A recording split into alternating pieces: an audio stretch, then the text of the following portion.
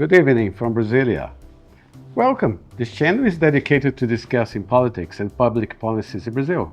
Here, I shall attempt to shed some light on the political scene, identify long-term trends, and, based upon sufficient evidence, try to anticipate how the political system shall react in face of institutional challenges and further shifts.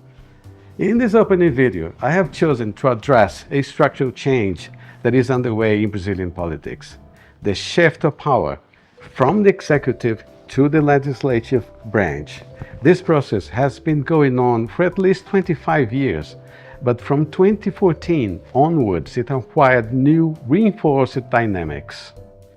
One way of measuring the driving force of this change is checking the proportion of the budget, in this case the federal budget, that is controlled by congressmen. In 2023, congressmen exerted control over 20% of the discretionary expenses, up from 4.6% in 2014. This is a staggering 350% increase in 9 years.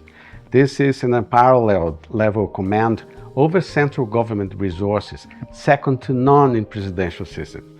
In comparison, U.S. congressmen control 2.7% of discretionary expenses in the American federal budget. But why and how has Congress accumulated political strength over time to the point of gaining leverage over government? Answering these questions requires some rewinding in history. According to the Constitution, Brazil adopts the presidential system of government, but this has been a half-hearted decision taken by the congressmen elected in 1986, specially empowered to write a democratic governing charter after over 2 decades of authoritarian rule. Actually, the very choice of entrusting a regular legislature, ruling out the competing option for commissioning the task to an elected dedicated collegiate, explained to a substantial extent how the whole political system would work. After all, congressmen were crafting rules for themselves to follow. One of the major issues constituents had to decide upon was the form and system of government. No consensus was reached by the end of the constitutional crafting process. Congressmen were at that time under the pressure of iconic political leaders, most of them serving terms as constituents themselves, who had expectations to run for president. The tug-of-war between traditional parliamentary leaders who favored the adoption of a parliamentary system of government and prospective presidential candidates who, conversely, supported presidentialism led to a stalemate. Political forces compromised to organize a plebiscite that took place in 1993. Voters were not only required to decide on the system of government, parliamentarism or presidentialism, but also on the form of government, that is, a republic or monarchy. By the way, no one should be surprised by the monarchy appearing in the ballot. Brazil was ruled by monarchs from 1822 to 1889, when they were ousted by the military in a coup d'etat that led to the adoption of the republican form. Voters have chosen a presidential republic. In spite of that, a set of features of the new political system set forth in the Constitution paved the way to a rather parliamentarian presidential system.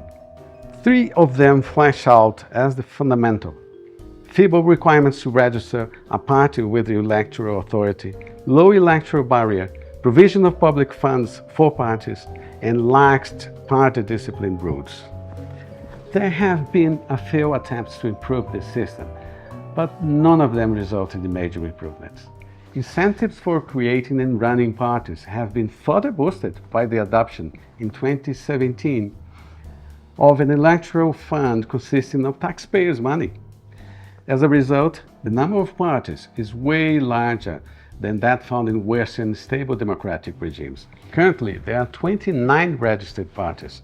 23 of them enjoying full representational status in Congress. To no one's surprise, government have to resort to political negotiation to build and manage a majority in Congress. That is the only possible way of achieving governability in such an institutional environment. One may criticize constituents for having drafted a chapter on the economic order clearly at odds with the already prevailing liberal trends which explain to a good extent the 132 amendments made to the governing charter up to now. Conversely, constituents may be praised for having written a sophisticated set of rules to ensure the balance of power between branches, at least one that represented the breached compromises. If members of parliament were subject to a few constraints to operate both in and out of Congress, itself empowered to judge and impeach the president, and perhaps just as important, freely amend the appropriation bill, not necessarily adhering to canons of fiscal discipline, government in turn was under no obligation to convert any budget programming into actual spending. The budget was, at the end of the day, to a certain extent, an authorizing norm. Governability was then achieved by trading support in Congress for a share of the administration, by inviting congressmen to perform ministerial functions, allowing them to freely appoint collaborators and to control the respective sectoral budget. Conversion of individual and collegiate budget amendments into spending was also an effective way of promoting governability through the very same mechanism. But the balance of power, originally set forth in the governing chart, has been systematically undermined.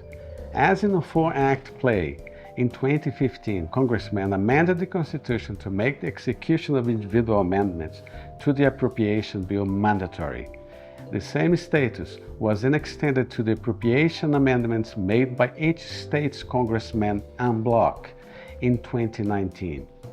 3 years later, the proportion of the federal government budget under the direct control of the congressman had peaked to 3% of its current revenue. Following a maximizing strategy, congressmen have staged a last act, concentrating direct control of further budget resources in the hands of the rapporteur of the appropriation bill as from 2019, a scheme that was ruled unconstitutional by the Supreme Court at the end of 2022, but lasted long enough to have permanently raised the level of command over the destination of the budget resources. In reaction to the court's decision, congressmen boosted budget appropriations controlled by permanent committees, driving the overall level of control of the budget to a record high. But why did they do so? It seems clear that they wanted to replicate the level of concentration of power leaderships enjoyed in the objective scheme. They definitely need substantial resources to reward discipline of both parties and congressmen. What triggered such a swaying power? Complex questions demand complex answers. Motives abound, but two of them flash out as the most important. First, the gradual departure from the political scene of traditional leaders capable of imposing discipline on parties and their members in parliament, which allowed for the emergence of rank-and-file politicians, way more dependent on the provision of ever-increasing political resources to build and maintain authority. And last but not least, weak presidents, lacking the necessary competence and authority to offer a government program that is politically attractive, including to voters at large, to generate engagement among congressmen, therefore driving the cost of transaction to obtain and keep governability at affordable level.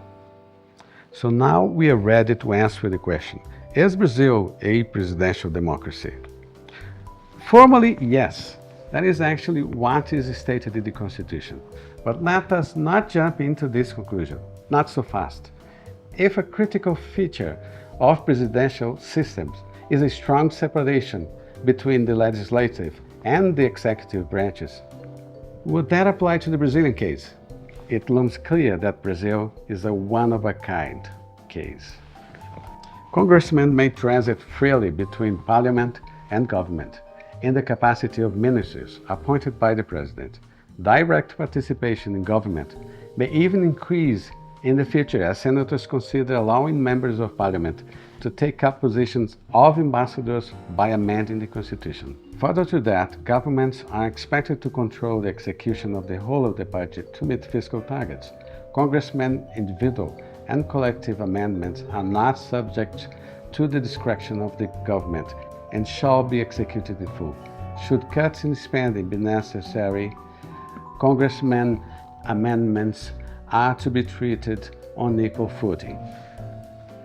Congressmen did away with the instruments that originally regulated the relation between the executive and the legislative branches, tilting the balance of power towards the Congress.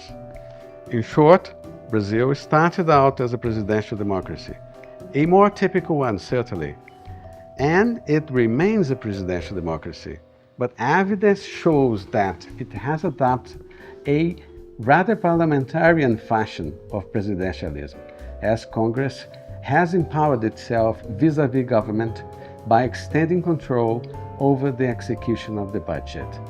The political consequences of the new normal for the balance of power between the branches have been disruptive to the system, varying in depth and scope.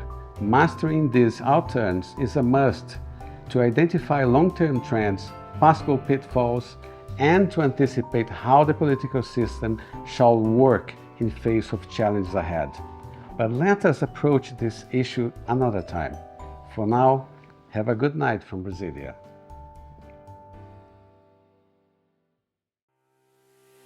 I hope this video helped you to understand Brazilian politics and public policies. I have no way to know that other than by your comments. So please feel free to leave your views, questions, doubts in English, Portuguese, French, German, or Spanish, my working languages. I'll do my best to reply to them accordingly. Thank you, and until our next opportunity. Good night from Brasilia.